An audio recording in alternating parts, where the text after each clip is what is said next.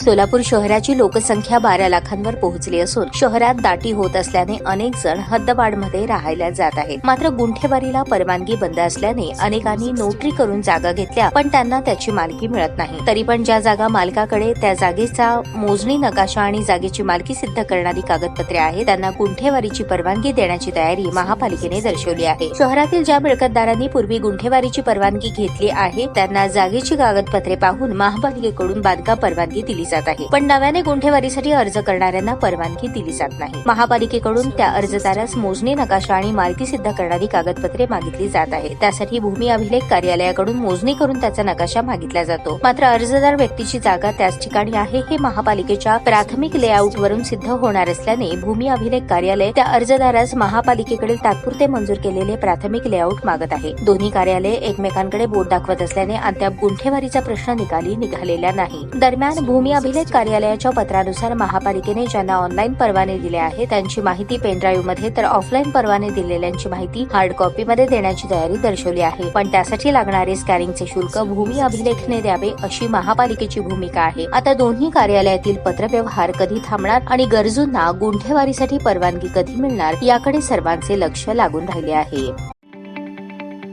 ताज्या बातम्या पाहण्यासाठी प्राईम महाराष्ट्र न्यूज चॅनलला सबस्क्राईब करा.